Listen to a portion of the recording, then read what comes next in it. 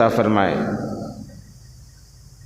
میرے محترم بزرگ عزیز دوستوں، میں نے ایک آیت آپ کے سامنے تلاوت کی۔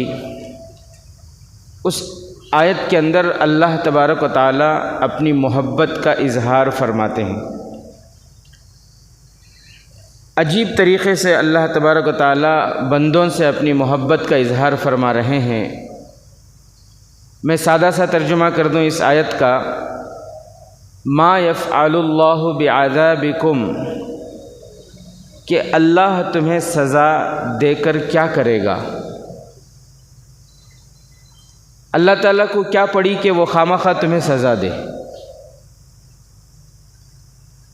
تمہیں سزا دے کر اللہ کو کیا ملے گا؟ ما یفعل اللہ بعذابکم ان شکرتم، اگر تم شکر گزار بنے رہے، شکر ادا کرتے رہے، وآمنتم، اور با ایمان رہے، ایمان کے ساتھ رہو، وکان اللہ شاکرا علیما، اللہ تعالیٰ بڑا قدردان ہے اور وہ سب کے حالات کا پورا علم رکھنے والا ہے۔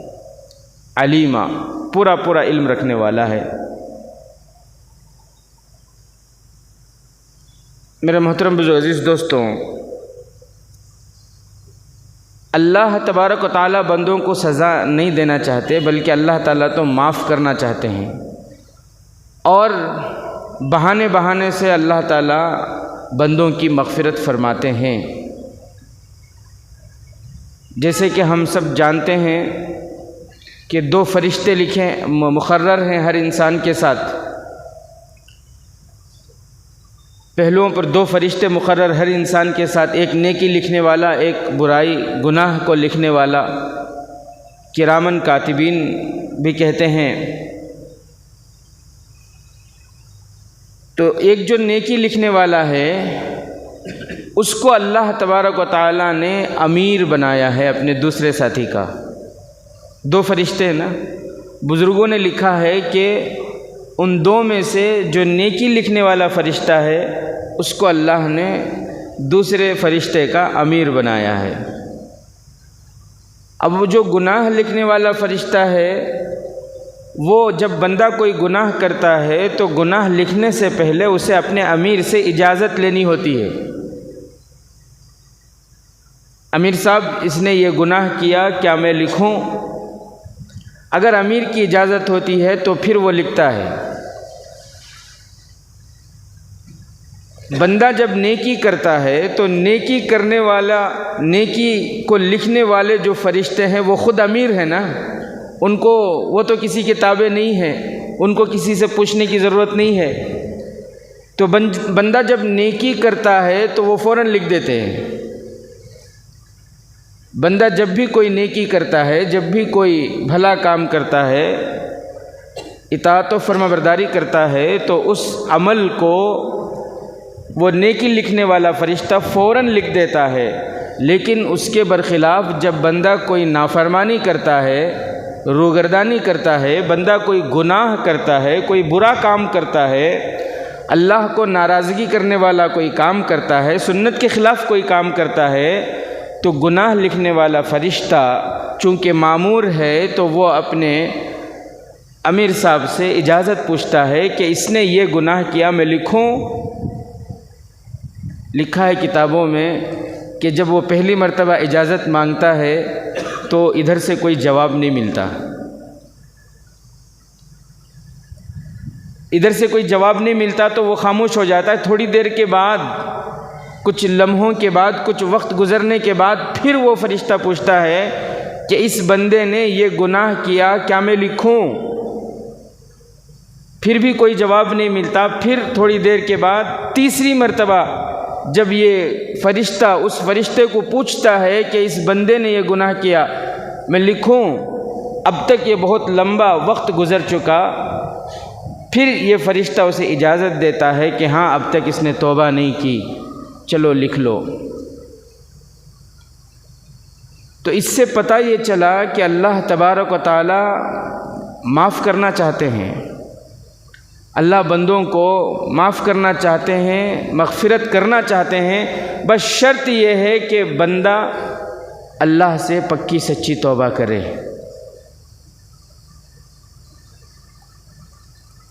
میرے محترم بزرگ عزیز دوستوں، حکیم الامت حضرت مولانا اشرف علی تھانوی رحمۃ اللہ علیہ نے لکھا ہے کہ دیکھو، ایک دہریہ تھا۔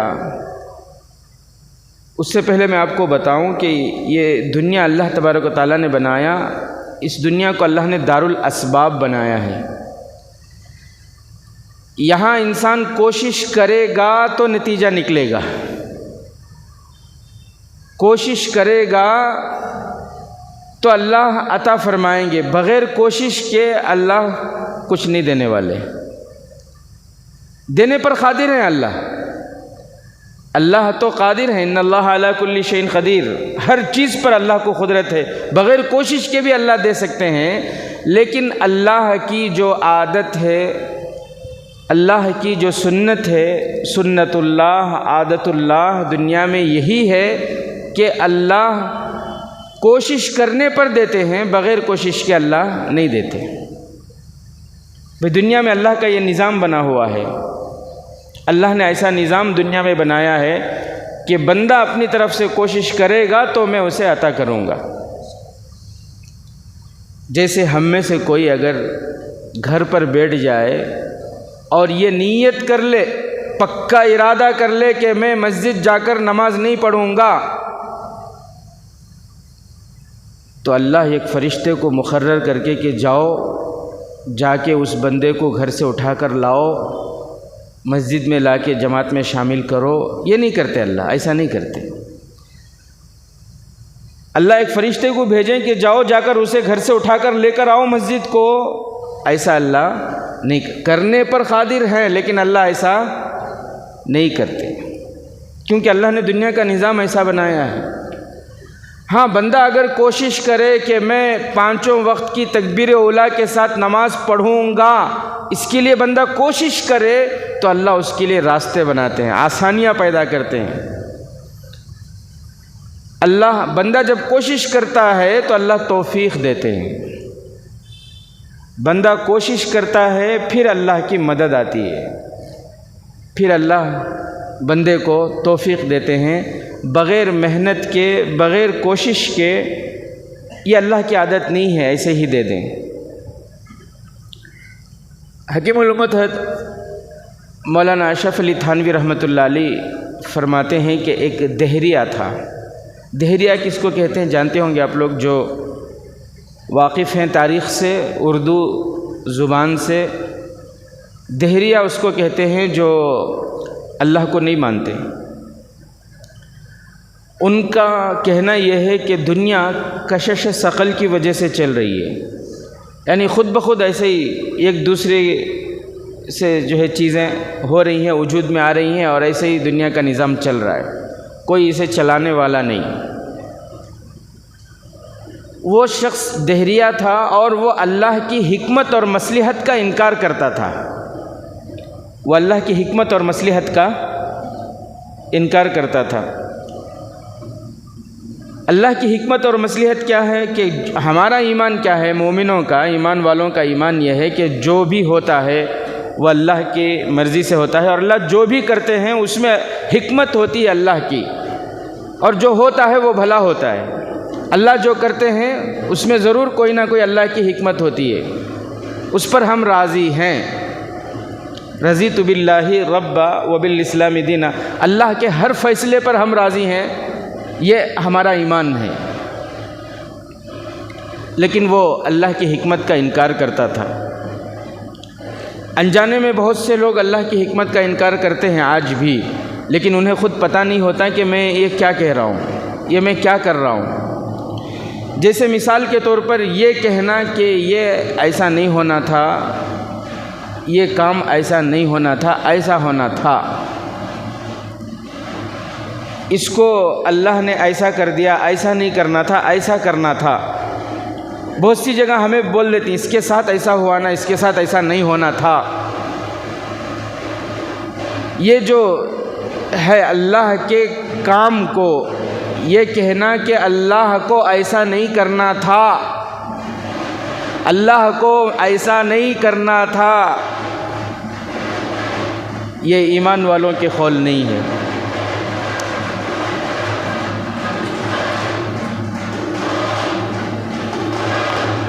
آواز آ رہی ہے میری آپ لوگوں کو؟ بیان جاری رکھیں 2 منٹ چلے۔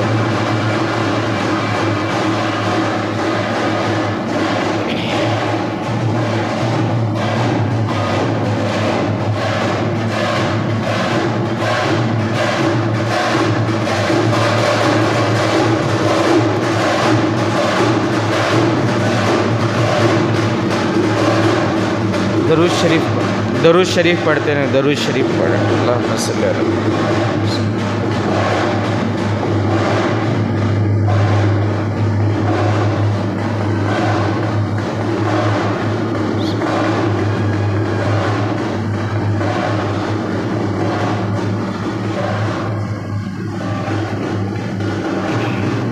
صلی اللہ علیہ وسلم، صلی اللہ علیہ نبی، صلی اللہ علیہ وسلم، صلی اللہ علیہ نبی، صلی اللہ علیہ وسلم۔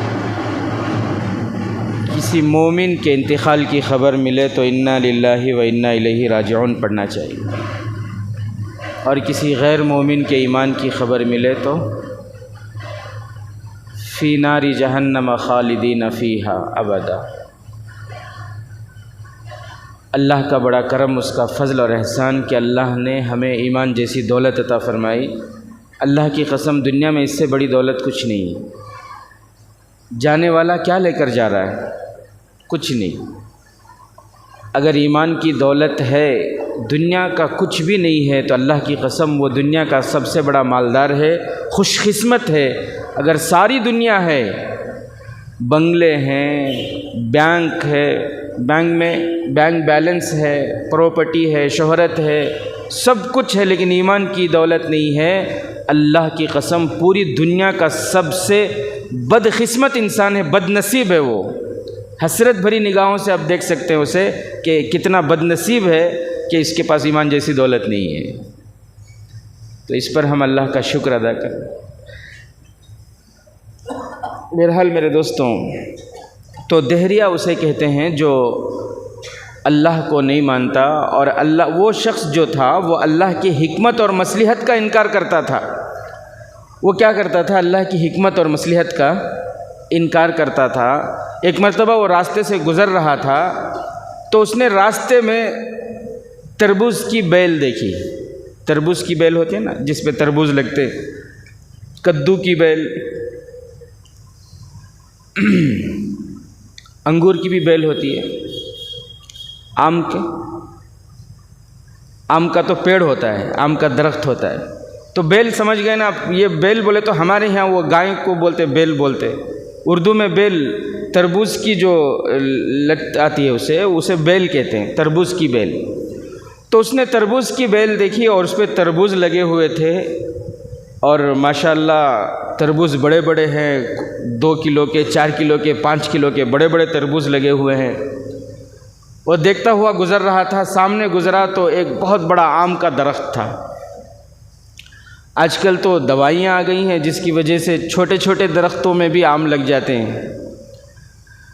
تو بہت بڑا آم کا درخت تھا، اچھا لمبا چوڑا مضبوط۔ اس پر اس نے دیکھا کہ اس میں آم لگے ہوئے ہیں چھوٹے چھوٹے، 100 گرام، 200 گرام، 500 گرام کے آم لگے ہوئے ہیں۔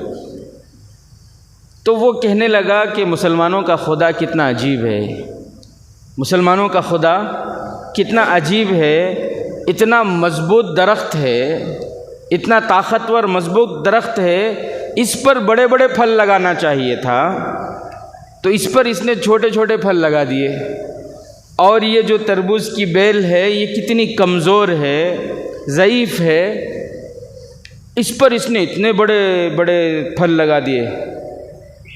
ابھی وہ درخت کے نیچے کھڑے ہو کر یہ سوچ ہی رہا تھا کہ ایک آم اوپر سے اس کے سر پہ گرا، چھوٹا سا آم، وہ بہت دور سے چونکہ گرا تھا، اور سر پر جیسے ہی گرا یہ حیران پریشان، اس کو دن میں تارے نظر آنے لگے، اور پھر اس کی زبان سے یہ جاری ہوا ربنا ما خلقت ھذا باطلا۔ اسے یہ سمجھ میں آ گئی بات کہ اللہ نے جو کیا وہ صحیح کیا، اللہ نے جس کو جیسا بنایا وہ صحیح، اللہ جو کرتا وہ صحیح ہے۔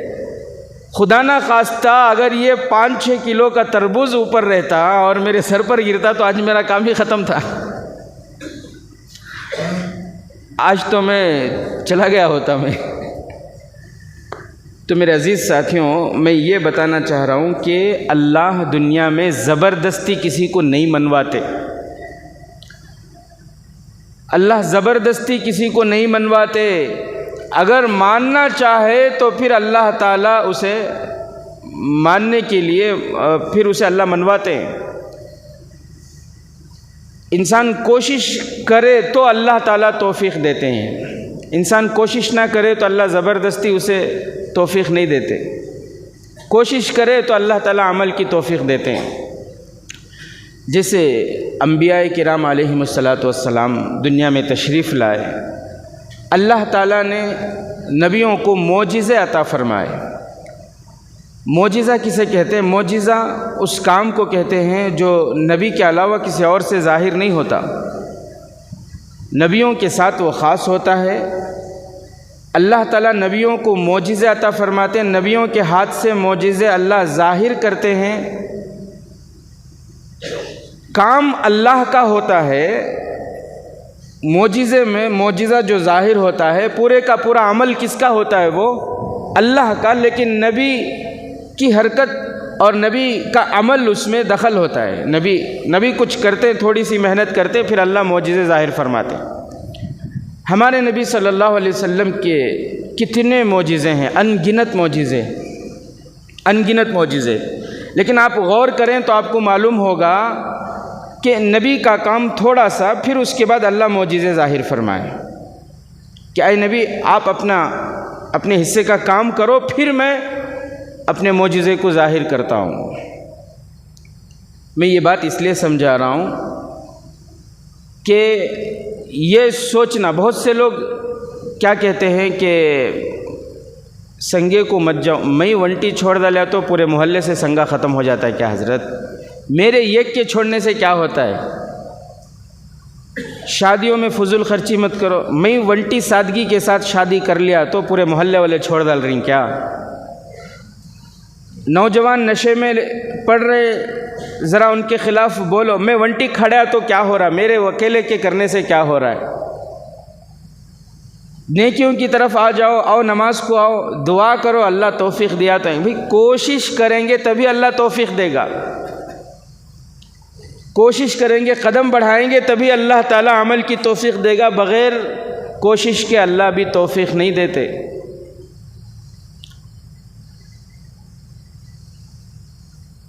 تو کیا بتا رہا تھا میں؟ معجزے دیکھو، ہمارے نبی غزوہ خندق کا موقع ہے، میں یہ بات سمجھانے کے لیے ایک مثال دے رہا ہوں۔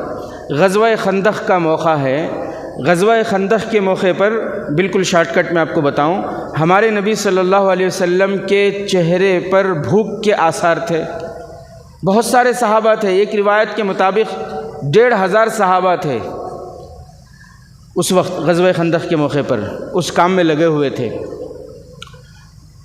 تو صحابہ کو بھی بھوک لگی تھی، فقر و فاقہ کا زمانہ تھا، ہمارے نبی صلی اللہ علیہ وسلم کو بھی بہت تیز بھوک لگی تھی۔ ایک صحابی حضرت جابر رضی اللہ تعالیٰ عنہ، انہوں نے دیکھا اور پہچان لیے کہ اللہ کے نبی صلی اللہ علیہ وسلم کو بہت بھوک لگی ہے، تو انہوں نے سوچا کہ میں گھر جاؤں، جا کر بیوی سے معلوم کروں، اگر کچھ ہو کھانے پینے کی چیزیں تو میں آپ صلی اللہ علیہ وسلم کو کھلاؤں گا۔ یہ سوچ کر حضرت جابر رضی اللہ تعالیٰ عنہ اپنے گھر گئے، جا کر اہلیہ سے بات چیت کی۔ ان کی اہلیہ نے بتایا کہ گھر میں 2-3 آدمی، 3-4 آدمیوں کے کھانے کا انتظام ہے، اتنا کھانا ہے، یعنی اتنا آٹا ہے کہ میں اگر اس کی روٹی بناؤں، سالن بناؤں تو 3-4 آدمی کھا سکتے ہیں۔ آپ ایک کام کرو، اللہ کے نبی صلی اللہ علیہ وسلم کو اور ساتھ میں 2-3 صحابہ کو لے کر آ جاؤ، کھلا دیں گے۔ حضرت جابر رضی اللہ تعالیٰ عنہ بہت خوش ہوئے اور خوش ہو کر سیدھے دوڑتے دوڑتے اللہ کے نبی صلی اللہ علیہ وسلم کے پاس آئے اور آ کر کہا کہ اللہ کے نبی، وہ بھی آہستہ سے تاکہ دوسرے صحابہ کو پتہ نہ چلے، کیونکہ بھوک تو سب کو لگی ہے نا، اور اتنا انتظام تو ان کے پاس نہیں ہے۔ تو انہوں نے اللہ کے نبی صلی اللہ علیہ وسلم کو آہستہ سے یہ کہا کہ پیارے نبی، گھر میں کھانا ہے، آپ اپنے ساتھ 2-3 صحابہ کو لے کر آئیں، آپ کے لیے کھانے کا انتظام ہے، میرے گھر میں آپ کو دعوت ہے۔ انہوں نے اتنی بات کہی، ہمارے نبی صلی اللہ علیہ وسلم کھڑے ہوئے اور صحابہ میں اعلان فرمایا کہ اے میرے صحابہ، چلو جابر کے یہاں دعوت ہے۔ پورے کا پورا لشکر، پورے صحابہ۔ اب حضرت جابر رضی اللہ تعالیٰ عنہ دعوت دے کر بھاگ کے فوراً گھر آئے، اور آ کر حیران پریشان ان کی بیوی نے پوچھا کیا ہوا؟ کہنے لگے کہ میں نے تو کہا کہ آپ 2-3 صحابہ کو ساتھ لے کر آئے، لیکن اللہ کے نبی نے سب کو، پورے لشکر کو دعوت دے دی۔ ان کی بیوی بھی حیران ہوئی، پریشان ہوئی کہ کیا ہوا، پورا لشکر آ رہا ہے گھر میں کھانے کو۔ میں نے آپ کو کہا تھا کہ آپ 2-3 آدمیوں کو ساتھ لے کر آئیں، آپ نے پورے لشکر کو۔ حضرت جابر رضی اللہ تعالیٰ عنہ نے فرمایا کہ میں نے پورے لشکر کو دعوت نہیں دی، میں نے تو اللہ کے نبی کو دعوت دی، لیکن اللہ کے نبی نے اعلان فرمایا کہ چلو میرے صحابہ، جابر کے یہاں دعوت ہے۔ تو ان کی بیوی بھی صحابیہ تھی نا، وہ کہنے لگی کہ اچھا اللہ کے نبی نے دعوت دی ہے، تب تو کوئی فکر کی ضرورت نہیں ہے۔ آپ نے نہیں دی نا، اللہ کے نبی نے دی ہے دعوت، تب تو ہمیں فکر کرنے کی ضرورت نہیں ہے۔ اللہ کے نبی صلی اللہ علیہ وسلم نے فرمایا کہ جابر جاؤ، گھر میں رو، میں آ رہا ہوں۔ پھر اللہ کے نبی صلی اللہ علیہ وسلم گئے، اور پھر جا کر اللہ کے نبی صلی اللہ علیہ وسلم، جو ہانڈی تھی نا، 2-3 آدمیوں کا کھانا کس میں پکے گا؟ بڑے دیگچے میں، بڑی شتل میں، کس میں پکے گا؟ بھئی ہانڈی میں تو ہی پکے گا نا 2-3 آدمیوں کا کھانا۔ تو جو ہانڈی تھی جس میں شوربہ پکا تھا اور روٹی رکھی ہوئی تھی، اللہ کے نبی صلی اللہ علیہ وسلم بعض روایتوں میں ہے کہ اس روٹی پر اپنا رومال رکھ دیے اور ہانڈی کو بند کر دیے، اور پھر اللہ کے نبی صلی اللہ علیہ وسلم اس میں سے نکالتے رہے اور صحابہ کو باری باری بلاتے۔ چھوٹا سا گھر تھا، 10-15 صحابہ آتے، کھانا سے فارغ ہوتے اور چلے جاتے، آتے رہے، کھاتے رہے، جاتے رہے۔ 1,500 صحابہ ایک روایت کے مطابق کھانے سے فارغ ہو گئے۔ اللہ کے نبی خود کھائے، گھر والوں کو کھلایا۔ حضرت جابر رضی اللہ تعالیٰ عنہ فرماتے اللہ کی قسم، میں وہ ہانڈی کا برتن اور پھر وہ رومال اٹھایا تو روٹی جوں کا توں تھا اور سالن جیسے کا تیسا ہی تھا۔ تو اس واقعے سے ہمیں کیا سبق ملتا ہے؟ اگر اللہ چاہتے تو آسمان سے دسترخوان اتار دیتے۔ میرے محبوب کو، میرے راج دلارے کو، میرے صحابہ کو، میرے نبی کے جانثاروں کو بھوک لگی ہے، اللہ چاہتے تو دسترخوان آسمان سے اتار سکتے تھے کہ نہیں سکتے تھے؟ اللہ نے اتارا بھی ہے نا، اس سے پہلے اللہ قادر تھا کہ وہ آسمان سے دسترخوان اتارے، لیکن اللہ نے ایسا نہیں کیا۔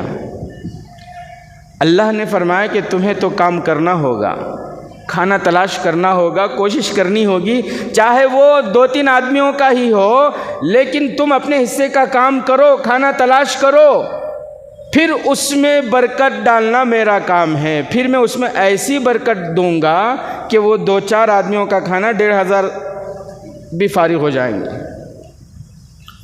تو میرے عزیز ساتھیوں، یہ دنیا ہے، دارالاسباب ہے، یہاں کوشش کرنا، کوشش کے بغیر کوئی نتیجہ نہیں نکلتا۔ بندہ کوشش کرتا ہے، پھر اللہ تبارک و تعالی عمل کی توفیق عطا فرماتے ہیں۔ یہ بولنا میں کب صحیح نمازی بنتوں کی اللہ کچھ معلوم، یہ سب بہانے ہیں۔ یہ بولنا میں کب میرے دل میں پیارے نبی کی سچی محبت آتی کہ اللہ کچھ معلوم، میں اللہ کا ولی کب بنتوں کہ اللہ کچھ معلوم، میرے گھر سے ٹی وی کب نکلتی کہ اللہ کچھ معلوم، یہ سب بہانے ہیں نہ سدھرنے کے، ہدایت پر نہ آنے کے، نیکی کی طرف کوشش نہ کرنے کے۔ انسان کوشش کرے تو پھر اللہ تعالیٰ توفیق دیتے ہیں، پھر گھر سے ٹی وی بھی نکلے گی، پھر گھر کی مستورات پر پردہ بھی آئے گا، پھر چہرے پر داڑھی بھی آئے گی، پھر وہ سود سے بچے گا، سنگے سے بچے گا۔ آج سود کی نحوست یہ ہے کہ انسان نیک کاموں کی طرف نہیں بڑھ رہا، دینی مجلسوں کی طرف نہیں بڑھ رہا، اللہ والوں کی طرف نہیں بڑھ رہا۔ جیسا جاتا ہے ویسا اثر کل ایک جلسے کو جانا ہوا، اتنا افسوس ہوا، قرآن کے تعلق سے وہ جلسہ تھا، لیکن کتنے لوگ آئے رہیں گے وہ جلسے میں، بڑا شہر ہے لیکن اس کے باوجود گن کر 25-30 آدمیاں تھے رہیں گے ہوتا جی۔ یہ اور بات ہے کہ کھاتے وقت ہم نہ جگہ نہیں ملی، ہمیں انتظار کرے بہت دیر تک، صحیح بات، 2-3 بیچ خالی ہونے کے بعد کھانے کا نمبر آیا، وہ الگ چیز ہے، لیکن مجلس میں شرکت کیا ہے؟ تو میرے عزیز ساتھیوں، کوشش کرنے پر اللہ تبارک و تعالی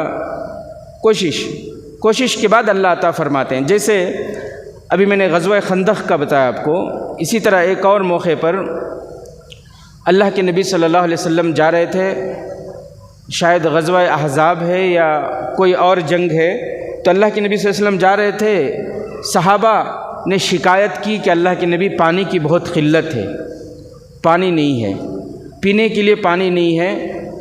بہت سارے صحابہ، پورا لشکر تھا نا، تو اللہ کے نبی صلی اللہ علیہ وسلم فرمایا کہ تلاش کرو، فلاں وادی میں جانے کے بعد وہاں شاید پانی ملے، اگر پانی ملے تو استعمال نہیں کرنا جب تک میں اجازت نہ دے دوں۔ تو صحابہ تلاش کرتے ہوئے گئے، وہاں واقعی میں پانی، ایک پانی کا چشمہ جیسا تھا، تو تھوڑا سا پانی تھا وہاں پر، وہ پانی بہت تھوڑا سا تھا۔ اللہ کے نبی صلی اللہ علیہ وسلم وہاں گئے اور پھر جا کر اپنے دست مبارک اس کے اندر ڈالے اور صحابہ سے فرمایا کہ اس میں سے نکالتے رہو اور پیتے رہو۔ صحابہ پورے کے پورے صحابہ اس میں سے نکالے، سیراب ہو کر پیے، جن کو وضو کرنا تھا وضو کیے، جن کو اپنے مشکوں کو بھرنا تھا بھر لیے، سارے صحابہ، اور پانی وہ جیسا کا تھا ویسے ہی ہے۔ تو یہاں بھی دیکھو، اس واقعے سے بھی ہمیں یہ سبق ملتا ہے کہ انسان کو اپنی طرف سے کوشش کرنا ہے کہ مجھے نیک بننا ہے، مجھے گناہوں کو چھوڑنا ہے۔ انسان اپنی طرف سے کوشش کرے گا۔ نبیوں کو اللہ چاہتے تو آسمان سے بارش برسا دیتے، پانی برسا دیتے، ان کی ضرورت کو پوری کر دیتے اللہ، لیکن اللہ نے یہ کیا کہ ان کو اپنے حصے کا کام کرنے دیا کہ تلاش کرو، پانی تلاش کرو۔ پانی تلاش کیے، پھر اللہ کے نبی صلی اللہ علیہ وسلم اس میں ہاتھ ڈالے، پھر معجزہ ظاہر ہوا۔ اب سارے نبیوں کے قصے پڑھو، آپ کو یہی ملے گا کہ بندہ کوشش کرتا ہے، پھر اللہ کی مدد ہوتی ہے۔ حضرت موسیٰ علیہ السلام کو اللہ نے ید بیضا کا معجزہ عطا فرمایا تھا، ہاتھ بغل میں ڈالتے ہی نکالتے، سورج کی طرح روشنی ہاتھ میں۔ بغل میں ڈالنے نکالنے کی کیا ضرورت؟ اگر اللہ چاہتے تو ویسے ہی ان کے ہاتھ میں وہ روشنی دے دیتے نا، لیکن اللہ نے کچھ کام ان کے حصے میں دیا کہ تمہیں یہ کرنا ہوگا کہ بغل میں ہاتھ ڈالنا ہوگا، پھر نکالو گے، پھر میں تو کوشش بندہ کرے گا تو پھر اللہ کی مدد ہوگی۔ ان کا عصا جو تھا اس کو اللہ سانپ بنا دیتے تھے، لیکن ان کے ذمے بھی کچھ کام دیا تھا نا کہ عصا کو زمین پر پھینکنا ہوگا، تم جب پھینکو گے پھر میں اسے سانپ بناؤں گا۔ وہ پکڑے رہتے تھے، اپنا کام کاج کرتے تھے، بکریوں کے لیے پتے اتارتے تھے، ٹیکا لگاتے تھے۔ اللہ چاہے تو بغیر پھینکے سانپ بنا دیتا، لیکن اللہ نے ان کے حصے کام دیا کہ آپ کو کرنا ہوگا کہ اسے زمین پر جب آپ پھینکیں گے پھر میں اسے اژدہا بناؤں گا، پھر میں اسے سانپ بناؤں گا، پھر معجزے کو میں ظاہر کروں گا آپ کے ہاتھوں سے۔ تو میرا محترم بزرگ عزیز دوستوں، یہ دنیا دارالاسباب ہے، یہاں اسباب اختیار کرنا ہوگا، یہاں کوشش کرنی ہوگی۔ انسان کوشش کرے گا، پھر اللہ تبارک و تعالیٰ کی طرف سے نتیجے ہوں گے۔ انسان کوشش کرے گا، پھر اللہ تبارک و تعالیٰ توفیق دیں گے۔ اگر انسان کوشش نہیں کرے گا تو اللہ کی طرف سے توفیق نہیں ملنے والی۔ جب سے بڑے ہوئے تب سے بھی ہماری عادت کیا بولے تو جمعہ کو 1:30 بجے جانا، کب تو بھی 1 بجے جائیں گے، اگر کوئی کوشش کرے، کون سی تو بھی جمعہ کوشش کریں گے تو نہ اللہ تعالیٰ توفیق دیں گے۔ میرے بولنے سے کچھ نہیں ہوگا، آپ کے سننے سے کچھ، ارادہ کرنا ہوگا کہ نیکی کی طرف بڑھنا ہے تو اللہ توفیق دیں گے۔ جو لوگ آتے ہیں یہ ایسے ہی تھوڑی آ جاتے ہیں، ان کی نیت ہوتی ہے، ان کا ارادہ ہوتا ہے، پھر اللہ ان کو توفیق دیتے ہیں، پھر اللہ ان کو توفیق دیتے ہیں۔ تو بغیر ارادے کے کچھ نہیں ہوتا۔ ایک بزرگ کے پاس ایک آدمی آیا اور پھر اس نے کہا، ایک اللہ والے کے پاس آ کر کہا کہ حضرت آپ بہت نصیحت کرتے ہیں کہ نظروں کی حفاظت کرو، اپنے ایمان کو بچاؤ۔ میں مارکیٹ میں رہتا ہوں اور مارکیٹ میں ہر طرح کے لوگ آتے ہیں، لڑکیاں، عورتیں، اور مارکیٹ میں تو کوئی پابندی نہیں ہے، سب آتے ہیں، اور آج کل فحاشی ہے، عریانیت ہے، فیشن ہے۔ لڑکیاں، عورتیں جو آتی ہیں ان کے کپڑوں بھی ڈھنگ کے نہیں ہوتے، تو انسان کتنا کوشش کرے، انسان کتنا بھی بچنا چاہے وہ بچ نہیں سکتا، نظر تو پڑ ہی جاتی ہے۔ بہت کوششوں کے باوجود بھی نظر پڑ جاتی ہے، تو میں اس گناہ سے کیسے بچوں؟ انسان کیسے بچ سکتا ہے؟ مارکیٹ میں رہ کر، میں مارکیٹ میں رہتا ہوں، میں بازار میں رہتا ہوں، اور پھر میں گناہ سے بچ جاؤں؟ مجھے کوئی ایسا طریقہ بتائیے، کوئی ایسی ترکیب بتائیے کہ میں گناہ سے بچ جاؤں۔ تو ان اللہ والے نے ان سے کہا کہ ٹھیک ہے، میں تمہیں ایک ایسی ترکیب بتاؤں گا کہ تم مارکیٹ میں رہو گے لیکن تم اپنی آنکھوں کی حفاظت کر سکو گے، تم مارکیٹ میں رہو گے لیکن گناہوں سے بچ جاؤ گے تم۔ وہ ترکیب ہے میرے پاس، میں تمہیں بتاؤں گا، لیکن اس کے لیے شرط ہے۔ وہ ترکیب میں تمہیں بتاؤں، اس کے لیے ایک شرط ہے۔ اس نے کہا کہ حضرت کیا شرط ہے؟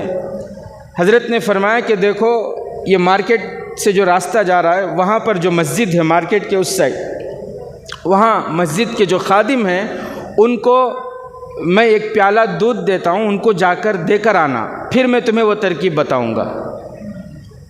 تو اس نے کہا کہ یہ کون سی بڑی بات ہے، آپ دیجئے، میں ابھی جا کے پہنچا کے آتا ہوں۔